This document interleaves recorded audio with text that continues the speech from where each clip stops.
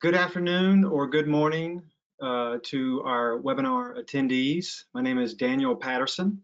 I am here today to present an update on the fatigue risk management project that was performed or is actually underway still in concert with the National Highway Traffic Safety Administration and the National Association of State EMS Officials.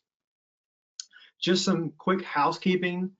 The slides, if many of you are wondering, will be made available afterwards, and Kathy Robinson of NASIMSO will make sure that we have those available, probably in a couple different places. One being the EMS Fatigue website, emsfatigue.org, if you will, and we will probably be able to respond to individual requests as well and get those slides to you.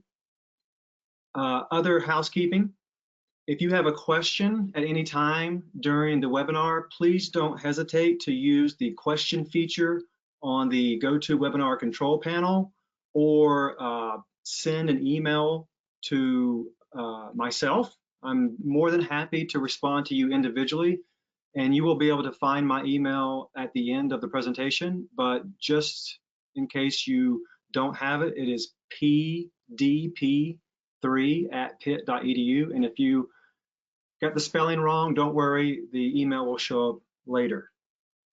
Okay, without further ado, here's the outline. So I plan to provide an overview, a review, if you will, of the first phase of this project, phase one, which dealt with evidence-based guidelines. We will pause to address some questions after reviewing that phase in the presentation today.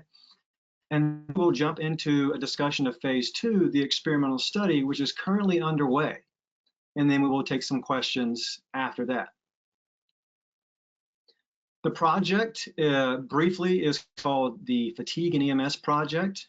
There is the website in case you want to access materials related to the project, both from phase one and any other materials that you may be interested in that have resulted thus far from phase two, and we actually have a third phase, which I will discuss briefly at the end. So please visit the website whenever convenient. And as I mentioned a moment ago, this is a partnership, a long-lasting partnership that has occurred between the University of Pittsburgh, the National Association of State EMS Officials, and the National Highway Traffic Safety Administration. Fatigue is the target issue at hand and the substance of what we are trying to investigate and try to mitigate. And here's how we are defining fatigue. But briefly, the bolded and underlined words really get at the crux of what we refer to as fatigue: tiredness, exhaustion, mentally and physically, and how that can interfere with our ability to perform physically and mentally. And that's how we are defining fatigue in the context of the project. Now, fatigue is very significant. It is a major concern for numerous organizations that deal in high sensitivity or high safety industries, high risk industries. Many first responder community advocates and stakeholders acknowledge that fatigue and sleep deprivation are threats to safety, performance, and health. And many organizations, such as the NTSB, have repeatedly, year after year, ranked fatigue as a national priority for mitigation in high-risk industries. Now, we have a short video clip here that is, I think, very helpful in demonstrating the significance of fatigue for EMS. So we're going to play this. And there is some volume that will come here shortly. Breaking news: an ambulance ride to the hospital gets derailed by a crash, turning everyone in the ambulance into patients. The driver fell asleep. He was hurt, and the patient in the back had to be hauled out and put into another ambulance. The ambulance was just feet away from its destination when that EMT says he fell asleep at the wheel, missed this curb here, jumped it, hit that sign, and flipped over. Some days are great. Some days you have, fairly slow days, or you have, fantastic calls that actually wake you up. But when you're working back to back, I mean, it can be very stressful. She knows what it's like to work with little sleep. You get shaky, you know, you don't focus well, you don't concentrate well. Obviously, you fall asleep, you close your eyes, you doze off here and there. Just this week alone in Maine, 2 ambulance drivers nodded off while driving. The first one was Wednesday in Masardis. The ambulance rolled over and took out a utility pole. The second in Bodenham. The ambulance driver fell asleep at the wheel early this morning, smashing into a guardrail. A nurse riding in the back was hurt. It's an industry where sleep is hard to come by. Police now say the driver of an ambulance that crashed last night in Dunkirk fell asleep at the wheel. A 77-year-old patient died. This ambulance crash happened less than a half mile from where I'm standing. The crash happened at about 5:40 Tuesday evening. The driver told New York State Police she fell asleep behind the wheel. The ambulance drifted off the road and into a culvert. I'd say absolutely my job has an impact on my sleep, both positively and negatively. Sometimes, depending what's going on during the day, I can sneak a little rest in that I might not have otherwise, but at other times I am just going without a break.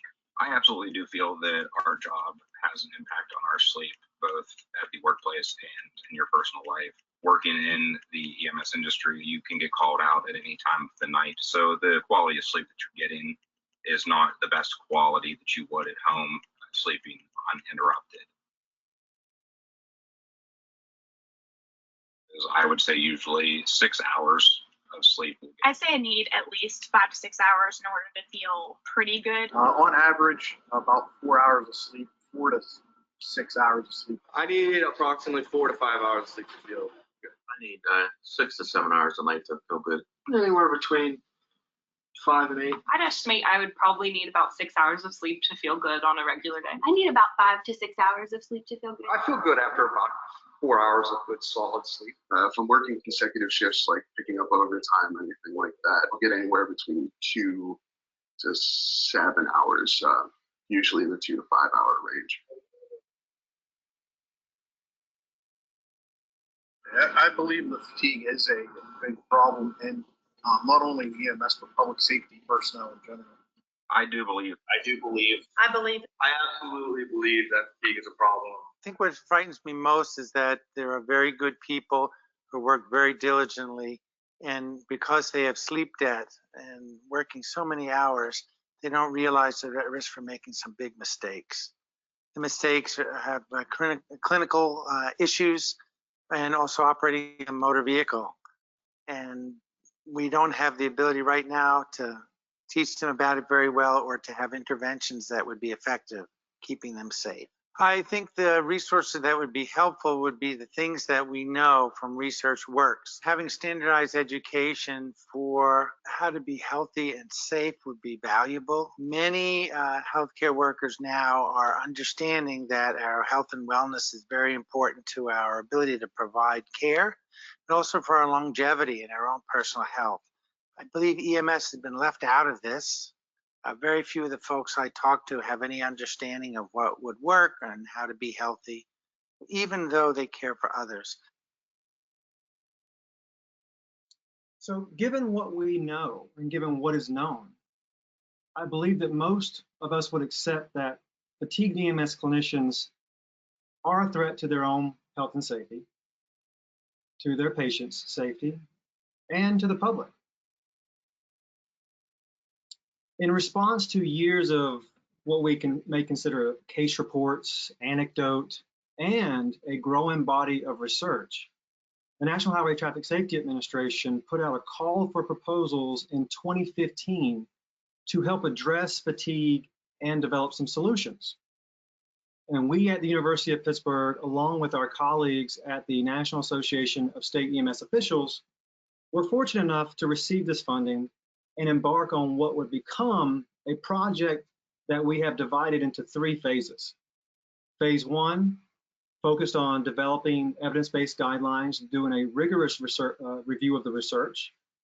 Phase 2 would involve testing one or more of the recommendations that resulted from Phase 1 in an experimental study.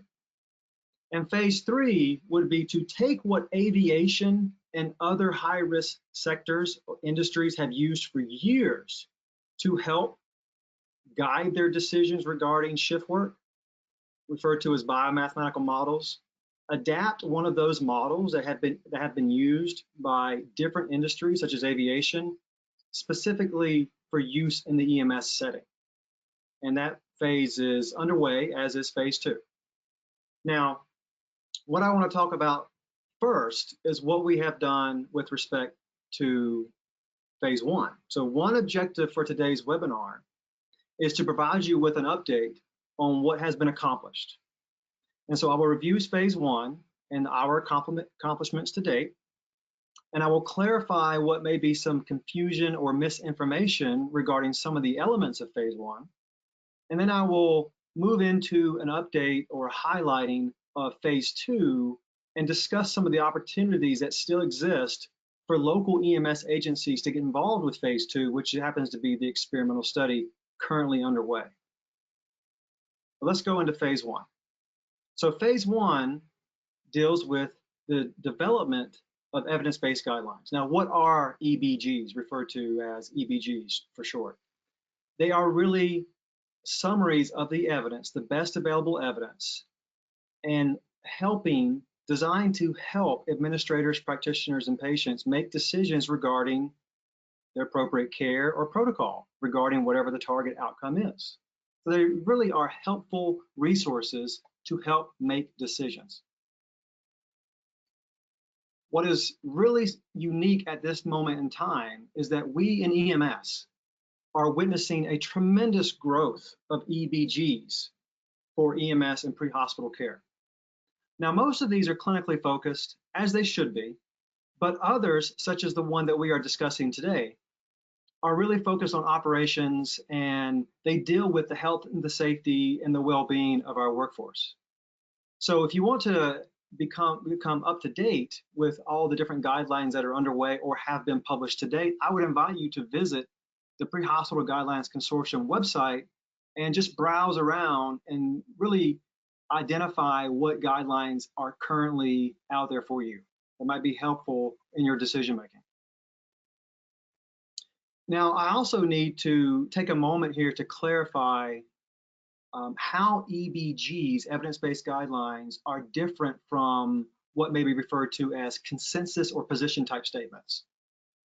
Okay, evidence-based guidelines are very labor intensive, require a large team of investigators, research scientists, librarians, and other staff who can help review the evidence published in multiple journals and deposited in multiple different databases. So very labor intensive, and it takes years. The average number of number of weeks to complete one systematic review is 67. That's on average. So it takes over a year to complete one systematic review. And EBGs are usually comprised of at least one or more systematic reviews. Now, systematic reviews and meta-analyses are the most comprehensive type of review and most rigorous and most objective. EBG development follows a standard protocol that is very transparent. Consensus statements really lack rigor. They are often short in time frame, usually in response to some issue that has a short turnaround time. They do not involve rigorous reviews of the literature. They are often limited in terms of their scope and scale of review of the literature. And they oftentimes have inconsistencies in the procedures or protocols that are used to develop that consensus statement. And sometimes they lack transparency and are often subject to bias. So EBGs are very much distinguishable from what may be labeled as consensus statements or position statements. Now, why do we need EBGs or evidence-based guidelines? They help us to reduce practice variation. Now, some variation is okay, but if we are out there using practices or protocols that are antiquated or not really supported by the evidence, or perhaps unsafe, EBGs can help us to reduce that variation. And it also helps us to translate what we know from research through experimental studies and observational studies and to translate that into actual practice. And ultimately, the goal is to obviously improve the quality and the safety of the outcomes of interest, whether it be patient-focused or they be provider-focused. The process that is involved in developing an evidence-based guideline is, again, extremely rigorous, very time-consuming. It has to be comprehensive in order to have legitimacy, and must be transparent.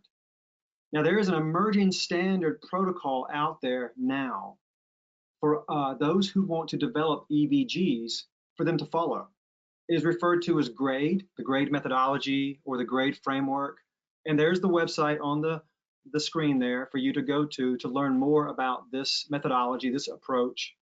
And this approach focuses on helping the team, and I do want to emphasize team because it involves a large team of individuals who must undergo this process. It helps guide them in following a standardized protocol for reviewing the evidence, for collating the evidence related to a very specific question or questions, for grading the quality of that evidence, and then taking that assessment to an expert panel who will be charged with translating that evidence and debating the evidence into recommendations, which will eventually become evidence-based guidelines. Here is a common illustration, and this is a very busy slide, so I do recognize that. I'm not going to dissect every little step involved during this webinar, but I want to highlight a few things. And this is sort of a repeating of what I've already mentioned, is that this process is very time-consuming, very rigorous, very protocolized, and very detailed. And again, it requires a massive number of people who, on this top frame here, which will involve mostly the investigators, such as myself, reviewing the literature, taking what is identified in the literature and pulling out the necessary information into tables, for example, grading the quality of that literature as high quality, low quality, moderate quality, for example, and taking the summaries of what was assessed in that literature to the expert panel. And it is their job to debate the quality of the evidence and other factors before they come up with a recommendation, and eventually multiple recommendations, which will comprise an evidence-based guideline. So the purpose, again, of illustrating or showing you this illustration is that this is a multi-step process, and it is very rigorous and very detailed and very protocolized. And that's what we followed with respect to developing the evidence-based guideline for fatigue risk management in EMS. I also need to emphasize the weight of evidence that underpins evidence-based guidelines. Now, in research, there is a hierarchy that is often referred to in terms of the quality and rigor and objectivity of evidence. And we all of us, whether we're in research or not, mostly recognize that randomized controlled trials are often considered the gold standard, if you will. Now, that is true, but when we pull the data from multiple randomized controlled trials, and then sometimes we actually pull data from trials and also observational studies, that results in what is referred to as meta-analyses and systematic reviews. And in terms of the hierarchy of evidence, that sits at the top. When we can take data from multiple studies and objectively assess the quality of that research and pull it together to come up with an overall effect, that represents the strongest level of evidence.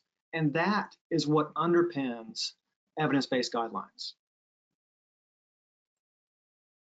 Now, for this project, for the evidence-based guideline in fatigue risk management, we sought to perform 7 simultaneous systematic reviews to address questions of interest that would be helpful in developing a guideline for fatigue risk management in the EMS setting.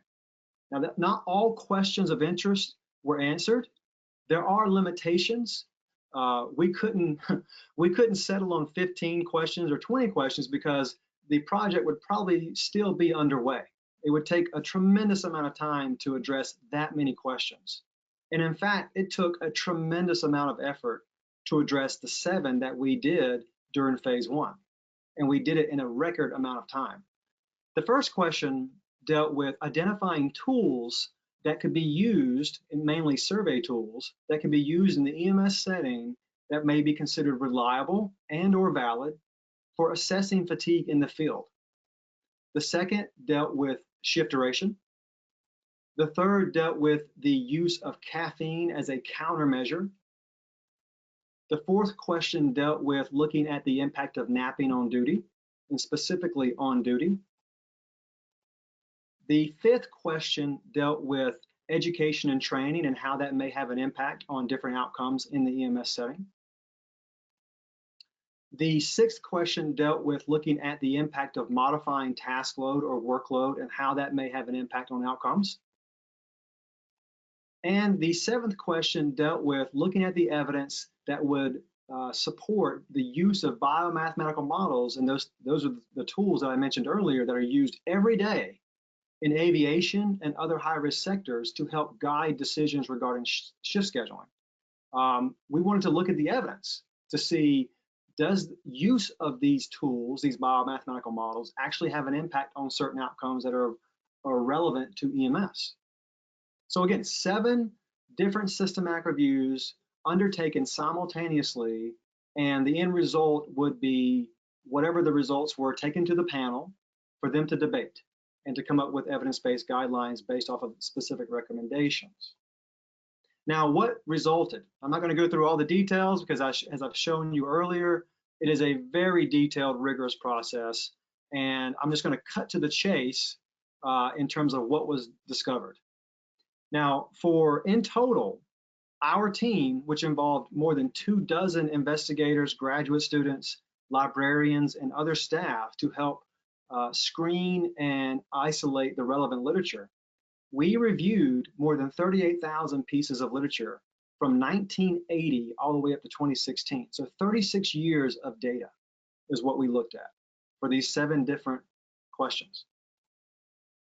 What was recommended after the panel debated the evidence and other factors, which I will go over here shortly? Here are the results. Yes, we should use reliable, and I think this is sort of, expected, this first recommendation. The panel recommends that EMS directors, supervisors, and others who may be in charge of scheduling, for example, should try their best to use reliable and or valid tools that can identify fatigue and sleepiness in the field and use that data to inform their fatigue risk management program. Where feasible, and again, emphasis here is where feasible, use shorter duration shifts. If applicable and where feasible, and promote access to caffeine, not use of caffeine, but to increase access to caffeine if the clinicians wanted to so use it to help mitigate fatigue. The fourth recommendation dealt with napping, allow for and provide the opportunity for napping on duty because there was substantial evidence to support it. The fifth recommendation was to promote the implementation of education and training on sleep health and fatigue as a part of, for example, the onboarding process, and hopefully every few years, analogous to what the Con Ed requirements would be, for example, like PALS or ACLS, for example. So to continually educate the clinicians about the importance of sleep health and fatigue. And those are the 5 recommendations that actually comprise the EBG. Now, what resulted and what was published in 2018 were numerous papers, actually well over 1,000 pages of information was published from those 7 systematic reviews, from the deliberations and adjudication of the evidence from the expert panel. Numerous papers were published, again, well over 1,000 pages, and also other documents, such as this guidebook, which can help provide sort of a Cliff Note version and some example templates, if you will, for managers or supervisors or chiefs to use if they so chose to use one or more of the recommendations that were offered. There's some templates in there that they could use to fill in and tailor a protocol to their own needs. And again, the emphasis here is that this is a guideline, and I want to take some time here to point out some of the unique features of the guideline and also dispel some myths and some concern that we have documented since the publication of the guideline. Again, quick reminder, what is the purpose of an EBG? Again, help to reduce variation, in particular use of unsafe practices where applied, translating research into practice where needed, and ultimately to improve the quality and safety of care, right? EBGs are a synthesis of the best available evidence to really help with guiding decision-making. They are not, and we have to emphasize what they are not. They are not rules, laws, edicts, ordinances, or other rigid rules. For this particular EBG, I also want to remind folks that this was the most comprehensive assessment of the fatigue literature published to date, all the way back to 1980, everything published from 1980. And again, well over 38,000 pieces of literature were evaluated. Despite the rigor that is involved with EBGs, yes, they do have limitations. And as you may have noticed, I did not mention a 6th or 7th recommendation, although we did perform 7 systematic reviews. It was discovered during the literature review and screening phase that there was such little evidence surrounding question number 6 and question number 7, which one of them dealt with the use of biomathematical models, the other dealt with modifying task load or workload to help mitigate fatigue.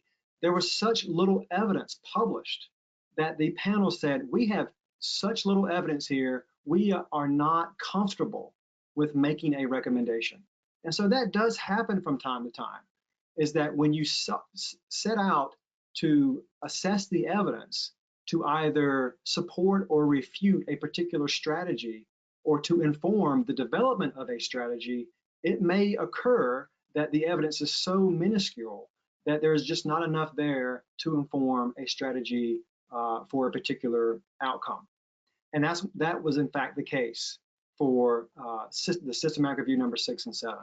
So the EBG for fatigue risk management is comprised of, again, 5 specific recommendations. Another element of EBG development that needs to be highlighted here is judgment. Once all of the evidence is identified and summarized and then rated for the quality, someone, specifically a group of people, must make judgment about what the evidence is telling us and how it can be used to inform decision making. That group, which is synonymous with all EBG developments, there is a group, an expert panel, is referred to as expert panel. The composition of that panel must be diverse, as prescribed by the National Academies Institute of Medicine. That composition must be diverse in terms of expertise, content knowledge, and as you can see here, these bubbles on the screen, these are the elements, or these are the characteristics, if you will, of the individuals who participated in our expert panel. They were diverse in terms of their experience, their content knowledge. We had sleep scientists on the panel. We had epidemiologists familiar with public safety, fatigue. We had fatigue scientists, medical directors, state medical expertise. We had people with expertise in law and risk management, fire-based. We had a frontline clinician involved in the process. We also had a consumer representative. And again, this composition meets what is prescribed by the IOM/National Academies, which is now referred to as National Academies, in terms of diversity and experience, expertise, and content knowledge. And if you want to see, and I invite you to do so, if you want to see the disclosures and the member list of this panel, please visit our website, emsfatigue.org, and navigate your way to, or you can just email me, to the document where there's an appendix that has the full disclosures of everyone involved. Okay, again, full transparency. A few more points about judgment. Yes, that panel is charged with assessing and interpreting that quality of evidence regarding a particular recommendation. But they also must discuss other things because the evidence is not the only thing, not the only piece or ingredient in the recipe, if you will, of the development of a recommendation. There are other things that must be discussed, and that includes the feasibility, equity, and also the acceptability of a particular recommendation. That has to be debated and adjudicated. The values and preferences of the target population. What do they feel, need, and prefer? Hence, why the panel includes representatives from not only the consumers, but also the frontline clinicians. The balance of benefits versus harm. So if the panel recommends a particular strategy, what is the benefit of that strategy? And what are the potential harms of that strategy? That must be debated and documented. And also the cost. If organizations or individuals are promoted or recommended to adopt a particular strategy, what are the costs and resource needs associated with that? These are all the things that must be discussed and documented. And these are documented. Again, we have appendices that are appended to all of the documents, the main articles, that outline and provide full transparency of all the judgments made. And I invite you to read those, because every step along the way, discussing all these pieces here in terms of the interpretation of the evidence and how it may impact the target population, all of those elements were discussed. And if a good EBG team must document that, and we did. So I invite you to review those judgments and those decisions. And if you have trouble finding those, I'm more than happy to send that to you myself. Now, since the publication of this EBG that deals with specifically fatigue risk management in EMS, we have documented and observed some concern and some misinformation. And we want to address that head on and to address any concerns that still may exist. So some of the concerns that may be floating around: EMS cannot work long duration shifts. There's a mandate to not work certain types of shifts. The aim is to eliminate shifts. And the reality is this is further from the truth. Does not say this. The EBG does not say any of this anywhere. The guidelines, I remind you, are not mandates. Many on the expert panel who served on the expert panel utilize 24-hour shifts and longer duration shifts still today. I myself am a practicing paramedic, and I often work on Friday evenings a long duration shift, usually a 16-hour shift, but every so often I'll do a 24-hour shift. So even all of us involved in this process, the investigators and those on the panel, still utilize long duration shifts. Long duration shifts are very much necessary in public safety. We need these in order to fulfill the mission. And also, it should be no surprise to anyone that when you look at the evidence, it would probably, as you might assume, show that the longer you work, the more fatigued you will become. And most importantly, the EBG focuses on reality and focuses on practicality. If long duration shifts must be utilized, then it is recommended that other strategies be adopted. Now, I'm certain that many of you are aware of the recent release of the American Heart Association's update to out-of-hospital cardiac arrest. And many of you may have been able to observe and read some of the spirited discussion that has been published recently in different venues, popular EMS websites, for example. One in particular focuses on ventilation rates for children. Now, these discussions have really brought to light the evidence that underpins a recommendation, and it highlights their limitations. Now, what I want to do here on the next couple slides is let's spend a brief moment doing the same thing, okay, so that we can fully address any concerns or misinformation that may be floating around regarding that one recommendation that focuses on shift duration. Now, this particular systematic review of the literature was the largest of all the systematic reviews that were comprised in the EBG process. More than 21,000 pieces of literature were reviewed. More than 480 full text articles were reviewed. And in the end, we identified only 100 studies out of that 21,000 that actually reported data that compared one shift duration versus another. Now, as you look at the bottom of this slide here, we were able to stratify these studies into buckets. About a third or more of the 100 dealt with comparing 8-hour shifts versus 12-hour shifts. Approximately a third or a little more compared multiple duration shifts, such as 10 hours versus 12 hours versus 14 hours, for example. So multiple comparisons. And then approximately 24, if you will, compared one duration versus another. And within this bucket, we identified specifically 15 that compared approximately 24-hour shifts versus a shift that was identified as less than 24 hours.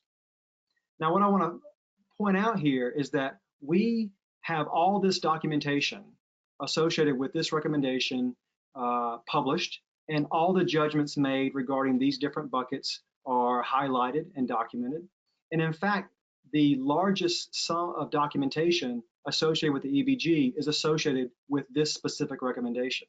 There are over 400 pages of documents that outline every detailed assessment of every single article in this EBG, or in this recommendation. Now, what I want to point out is what was discovered. What was discovered in terms of the evidence associated with 8 hours versus 12-hour shifts is that there was no dominant pattern of findings that favored 12 hours or 8 hours, no dominant pattern. When looking at the grid of data and literature associated with the multiple comparisons bucket, same thing occurred or was discovered. There was no dominant pattern that favored the shorter or the longer duration shifts in the multiple comparisons studies. However, there was a pattern that surfaced when looking at this bucket, and that's what led to some of the debate and discussion, and ultimately the recommendation that came out of the panel regarding the specific recommendation for recommendation number 2 here on shift duration. Let me show you what that looks like so you get a sense of the actual data. Here's a grid of those 15 studies, and in the columns are all the different outcomes that were reported in these studies. Patient safety outcomes, personal safety outcomes, performance, fatigue, sleep and sleep quality outcomes, retention and turnover, health outcomes, burnout and stress, and then also we looked at cost. And what you see here are a lot of green circles and one red circle. The green circles are on top of findings that were favorable towards a shorter duration shift. The red are favoring the long duration shifts. And if you count up these circles, what pattern do you see? You see a 16-to-1 ratio of favorability towards a shorter duration shift, which shouldn't be surprising. The body just kind of hits a limit around extended work periods, 24 hours or so in duration. And when you identify outcomes such as performance, sleep and sleep quality, health outcomes, stress, etc., the findings were showing that there was favorability, again, towards the shorter duration shift. Now, what exactly does the recommendation say? Because this is where I think some of the misinformation or concern or confusion may be. It says in the paper, and this paper here is the title that I'm highlighting, in the actual EBG document, this is what it says. The decision on shift duration should not, emphasis here, should not be based on evidence alone. It also says that it may not be practical, cost-effective, or even safe in certain situations to eliminate extended shifts. It also says that if long-duration shifts must be utilized, do your best as you can to ensure adequate staffing, and also try to adopt, if you can, other strategies supported by evidence that may help to mitigate fatigue, such as napping, access to caffeine, education and training, etc. Okay, that's exactly what the EBG says. Now, let me also just point out a few other points, and also a little bit of a reminder. Again, EBGs are rigorous and transparent assessments of the best available evidence. They help us guide decisions. They do not dictate it. EBGs are not magic bullets. Okay, these are not the unicorns that many folks are looking for the end-all be-all in terms of mitigating certain outcomes. And they need updating every so years. And then many of you are familiar with the AHA, and if you've been around EMS long enough, you remember when it used to be every 5 years that they would do an update regarding the guidance associated with out-of-hospital cardiac arrest and other treatment protocols. Now, they have switched to every year because the volume of evidence being published and produced regarding the treatment of certain types of patient conditions, such as out-of-hospital cardiac arrest, is so voluminous every year that they feel the burden is necessary for them to update annually. Now, I don't believe that the fatigue risk management EBG needs to be updated annually, although there is a tremendous amount of research published on this topic every year. But perhaps maybe every 5 to 10 years is a necessary time frame.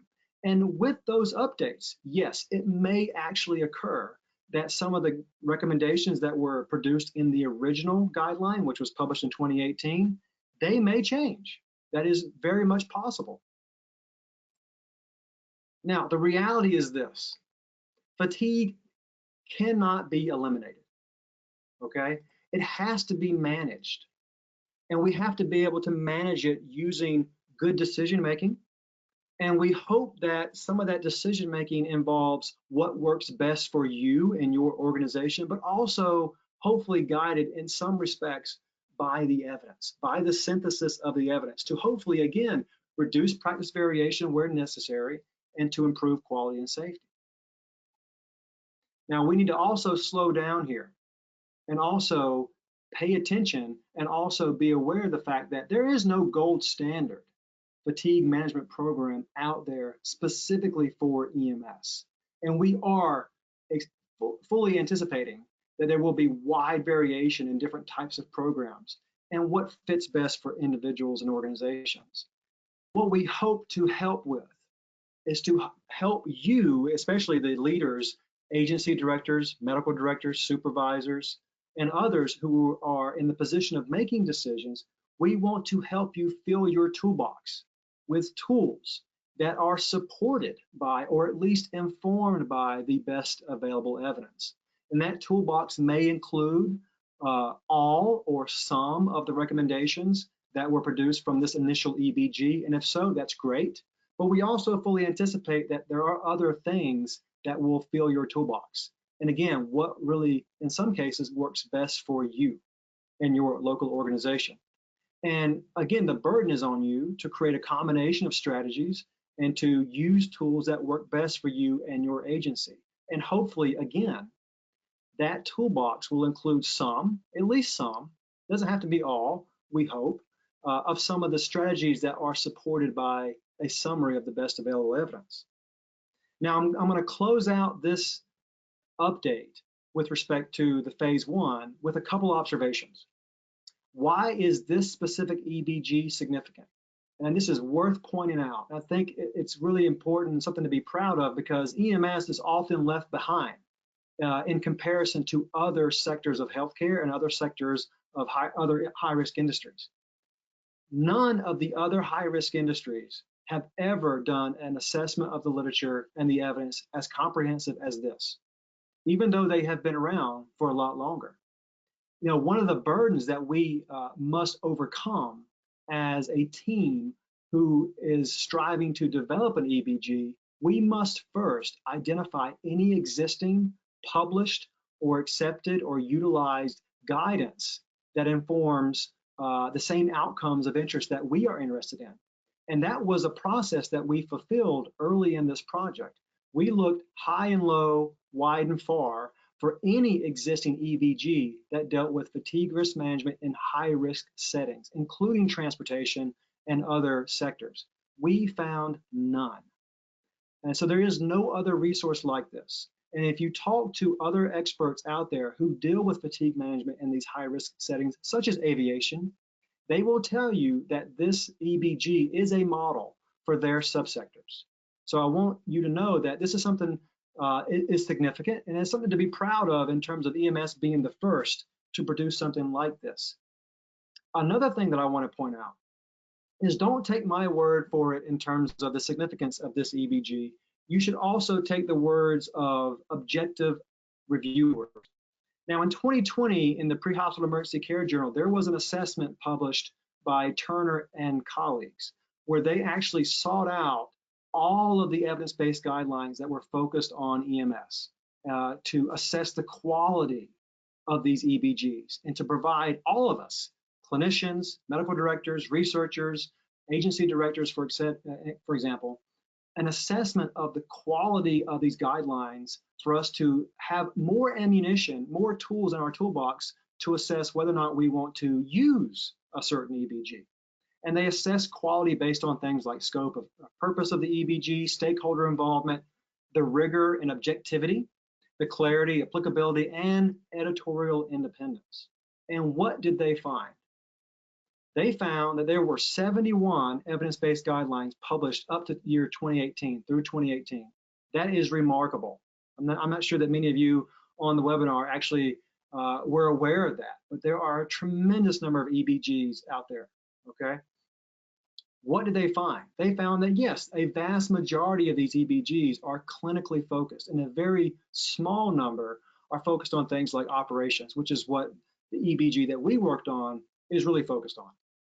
Now, where did we, in this EBG ranking, where did we fall? We fell second. And in fact, we missed the first place in terms of quality of EBG by less than 1 percentage point. So I think that is another testament to the rigor, the objectivity, the significance of this EBG relative to other EBGs out there within the EMS setting. We did our absolute best to provide the EMS community with a rigorous, comprehensive, and transparent assessment of the literature regarding evidence-based guidelines for fatigue risk management. And this objective group ranked this work as second. So I'm delighted to see that, but also I want to highlight this for your own digestion, if you will, in terms of what the significance is of this EBG. Now, we're going to pause here for a second and take some questions. And I know Hannah, who is operating the webinar, is taking some of the questions. And Hannah, do you have any thus far? Hi, thanks, Daniel. It looks like if anyone wants to go ahead and submit a question, they can in the chat box or also in the question part on your go-to the webinar control panel. And I know Daniel did mention this at the very beginning, but the slides will be available after the webinar, as well as a recording of this session for anyone to reference in the future. Yes, and again, we're just pausing here for any particular questions. So please, if you have any, don't hesitate to submit. And again, if you aren't able to think of a question or questions at this moment and one surfaces later, that's perfectly okay. Feel free to email me or the team at any time. I'm more than happy to respond to those questions directly.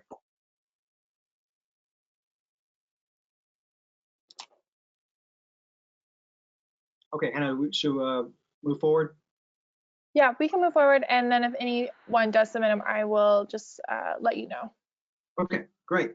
Okay, so what I plan to do next is to discuss phase 2. Now, phase 2 is a direct extension of phase 1. In phase 1, again, we came up with these 5 recommendations. And during the post publication of these recommendations, what was discussed was which of these recommendations could we feasibly test in an experimental study within the next 12 to 24 months. And what you may be settling on in terms of your own conclusion here is that probably only 1 or 2 of these are feasible enough to test in the field in an experimental study, and you are right.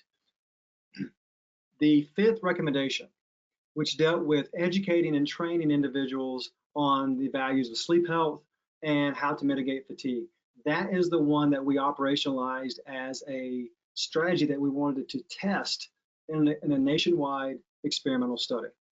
Now, what was involved with that was, well, first of all, as I mentioned earlier, there is no gold standard fatigue risk management program out there. Many of the materials that have been developed in terms of education and training have been often tailored to specific occupational groups. such as aviation, nurses, or others. Well, as you might imagine, if we present that type of information to a group of EMS clinicians, they may not take that too well, because that information, again, has been tailored to a different occupational group, has not been specifically edited or tailored, if you will, to EMS. So what we did was we spent approximately 18 months developing an education program. And we followed some of the guidance that was put forth by Dr. Lerman and others who were pretty well known in terms of occupational medicine, what elements should be covered in an education program. So we embarked on developing this program with the knowledge that if we developed a program that was hours and hours long, that many in EMS would say, you know what, I am fatigued watching this information about fatigue. So we made the decision that we were going to try to condense the information and tailor it very specifically to EMS into 10 very brief modules. And these 10 modules cover these different elements here, which were all recommended by Dr. Lerman and colleagues in terms of how you address fatigue risk management in the workplace. All of these modules are brief, as I mentioned. They are anywhere between 10 and 16 or so minutes long, so they're very short, and they're packed with information. I want to highlight for you some of the other features of the education modules. Here's a short video. I'm gonna narrate it a little bit as it plays, but I want to highlight and take some time here to show you some of the features of the modules. So we have 10, and those who access them can access them on our website via participation in the research. Welcome to the Fatigue and Sleep Health Education and Training Program for EMS, produced by investigators and staff at the University of Pittsburgh School of Medicine, Department of Emergency Medicine. This education and training program includes 10 modules that address different components of sleep health and fatigue. Each module has been designed to provide EMS clinicians with helpful information about sleep and fatigue. This education and training program was produced with funding and support from the National Highway Traffic Safety Administration within the U.S. Department of Transportation and in collaboration with the National Association of State EMS Officials. Welcome to Module 1, Hazards of Fatigue and Shift Work. And again, I'm not playing the entire module. I'm just highlighting some of the brief pieces of each module. Module 2 deals with sleep physiology. So I think that's a key part of our knowledge and in terms of teaching people about sleep health is actually reviewing the actual physiology of sleep. So module 2 addresses that. I'm going to continue to play this. Module 3 addresses sleep health. And I've actually taken a few seconds here to screenshot some of the interviews that we have done. And I want to highlight for you that woven within each of these modules are interviews and testimonials and stories taken from paramedics, EMTs, flight paramedics, flight nurses, other first responders, medical directors, agency directors. Those interviews are woven throughout these 10 modules. And in addition to that, we have also included interviews with sleep physicians, fatigue scientists. Those are actually included in here as well to complement some of the information that is presented. Because we all know that when we log into some of these learning management systems, and we know that we have to spend an hour or longer listening to the laborious PowerPoint slide, that is challenging. It is challenging to pay attention. So we have tried to tailor this to keep the individual engaged, to also have them recognize that others are perhaps feeling some of the same feelings that they are feeling. So let me play this a little bit more. So when I hear the term sleep health, I think of being in a state of essentially perfect functioning where you're alert, you're productive, you don't feel like you need any extra information to help keep you up during the day. Comfort before, during, and after sleep, the length of sleep, like how rested you feel whenever you wake up, how comfy you feel before you go to bed. When I hear the term sleep health, I think of getting enough rest at night and being well prepared for the next day. Sleep health refers to a multidimensional pattern of sleep and wakefulness that promotes optimal health. While many of us think about sleep duration as an important aspect of sleep, we should also emphasize that the timing of sleep is important, as is the regularity from one day to another. The efficiency of sleep, that is how much wakefulness interrupts sleep, as well as the degree of alertness that we're left with during waking hours, and finally, just the overall quality of sleep as the individual perceives it. They have the opportunity for self-assessments, as shown here briefly. They have the opportunity to take quizzes. There are quiz questions woven throughout the entire set of modules. And there are recommendations that are concluded at the end of each module. Module 4 deals with work-related stress, burnout, and chronic fatigue. My name is Dr. Elizabeth Unger, and I'm Chief of CDC's Chronic Viral Diseases branch that houses the Myalgic Encephalomyelitis Chronic Fatigue Syndrome program. Module 5 deals with sleep disorders. Module 6, fatigue recognition. Module 7, adequate sleep. Module 8, diet, exercise, and sleep. Module 9, alertness strategies.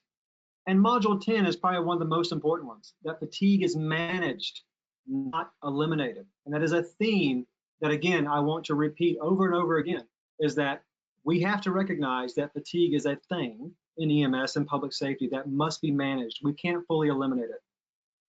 Now, what's great about the education program that we've developed is that CAPCE, in partnership with NASIMSO, have been able to secure approval for 2.25 hours of Con Ed credit for those who complete the modules, who watch modules as part of participation in the study. So in addition to advance the science, which is altruistic, obviously, they can also gain some Con Ed credit as a part of the process. Now, we have obviously captured some of the comments from some of the participants regarding their assessment of these modules. And I'm just going to show you a few of those comments. Here's one. Great course. I would do Daniel, sorry, I just wanted to jump in. We did have 2 questions I was hoping you can address before these comments. Are the modules currently available for EMS clinicians not in the study?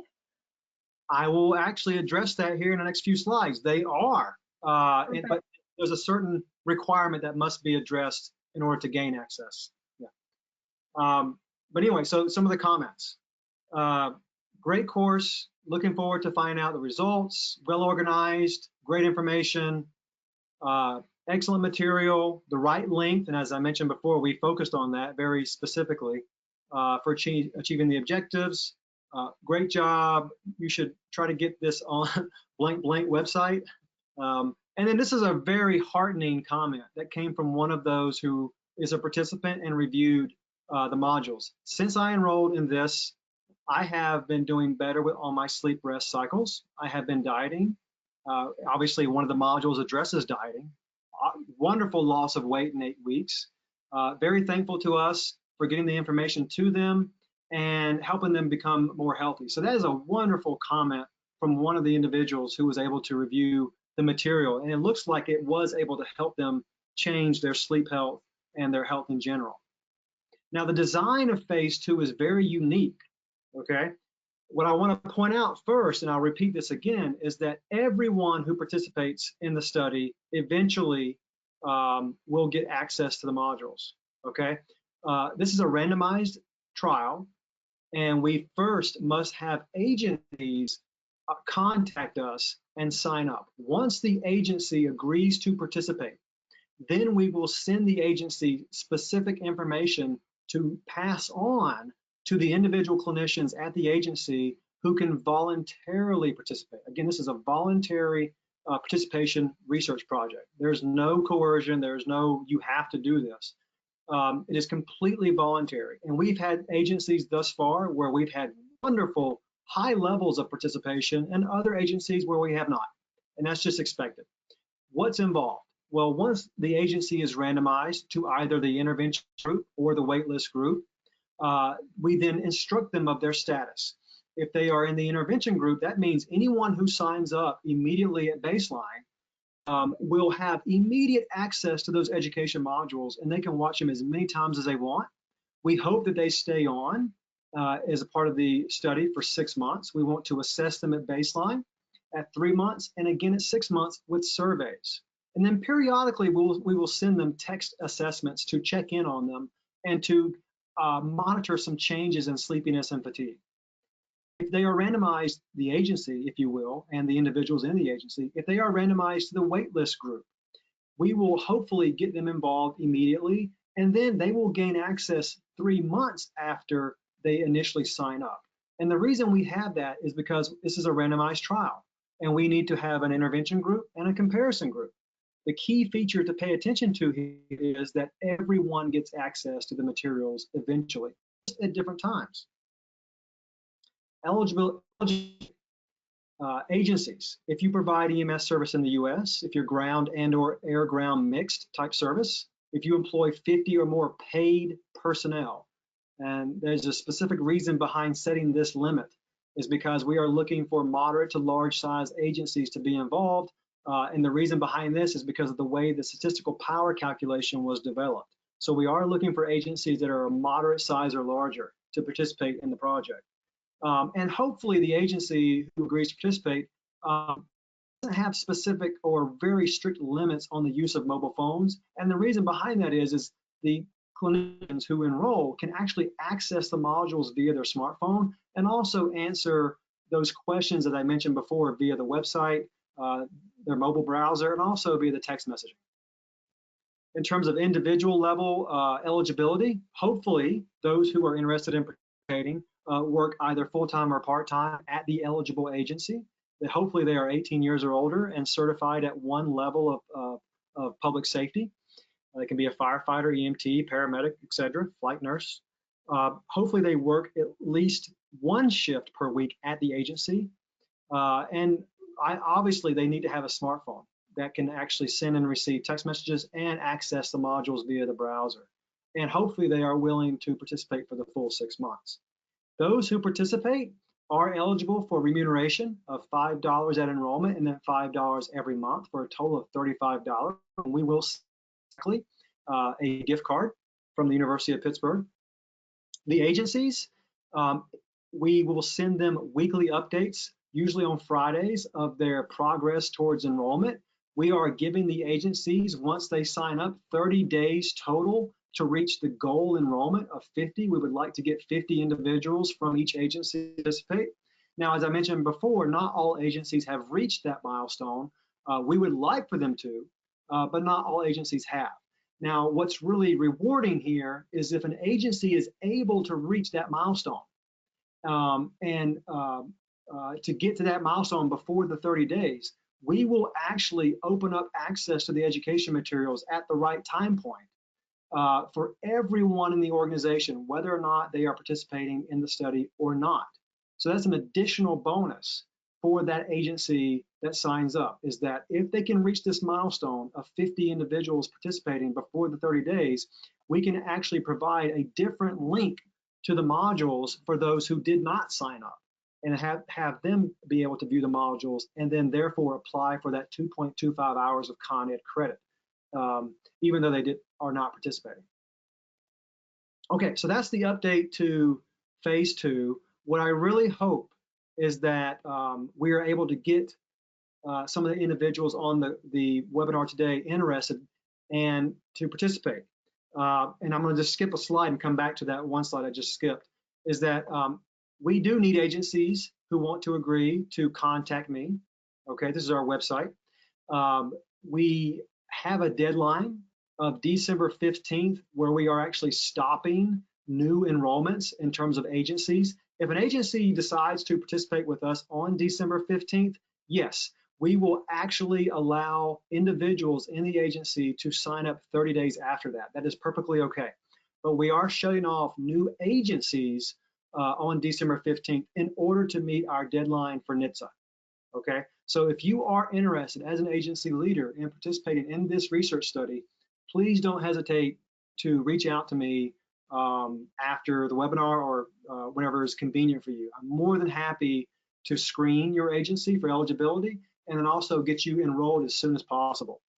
Now, let me go back to this update of phase 3. As I mentioned earlier, phase 3 involves a calibration, a tailoring, if you will, of an existing biomathematical model tool that is used in aviation and other high-risk industries to fit the EMS setting, to fit EMS work. And Dr. Hirsch and his team at the Institute for Behavior Resources are the ones who are leading this effort in collaboration with NASIMSO. And they are taking data, EMS data, and using that data to calibrate their tool. And what we hope to have available for you in the near future, hopefully within the middle of 2021, hopefully, or sometime towards the fall of 2021, we hope to have you a free tool that you can access on a website. And you can go in and use this tool to help inform your decision-making regarding shift scheduling. And that's the only thing I'm going to mention about that, because I don't want to take away Dr. Hirsch's fire and thunder from releasing that soon. Now, I also, one last point before we end the webinar. I need to clarify, I lead multiple studies that focus on sleep health and fatigue. This one that we're talking about today, the phase 2, is known as the EMS Sleep Health Study. And again, that one is focused on testing the educational intervention. I have others that focus on different types of interventions that are at these different websites, but the one that we are talking about today is this one, okay? So I want to make sure that I clarify that. Now, we have come to the end of the webinar, and we're just at an hour long, and I apologize if I went over just a little bit, but at this moment, I think it's a good time to answer or address any questions that may have surfaced from either phase 1 or phase 2. Hannah? Yes, we have a question if EMD and dispatchers are able to participate. I'm sorry, could you repeat that again? Yes, are EMD and dispatchers, are they eligible to participate? Good question. The answer is we are trying to focus on the frontline clinicians who are actually out in the field with patient care. I can't tell you for certain that when an agency went to advertise within their organization that an EMD or dispatcher did not sign up, because we are not monitoring that status in real time. So it is quite possible that one in one of the organizations may have signed up, but we are not specifically targeting EMDs. We are targeting the frontline clinicians who are out there in the ambulances or other apparatus taking care of patients. Thank you. And another question that has come in is, do we have examples of programs that have been successful in fighting fatigue for other agencies? Do we have examples of programs for other agencies? You know, there obviously are organizations who have either consulted with experts in fatigue risk management in local places across the country, I'm sure. I have not seen widespread publication of findings from those programs. I'm sure that some do exist, but I don't have a, if you will, a repository of those types of programs that may have been successful or not successful. But that is a good question. Great, well, thank you so much. Those are the questions that we've had, but we do have several people who've expressed their interest in participating and becoming involved. So I'll make sure that they are all directed to you, Daniel. Perfect. And I just want to remind everyone in terms of housekeeping, yes, we will make the slides available. And I think Kathy, if it was maybe available on the emsfatigue.org website. If you are unable to find the slides, please just email me and I will get those to you. And again, if you have any interest whatsoever, or even any questions regarding the material that was presented, more than happy to respond to you. Schedule a telephone call, a Zoom call, if you will. Please reach out. More than happy to clarify. And thank you so much for your time today, everyone who attended.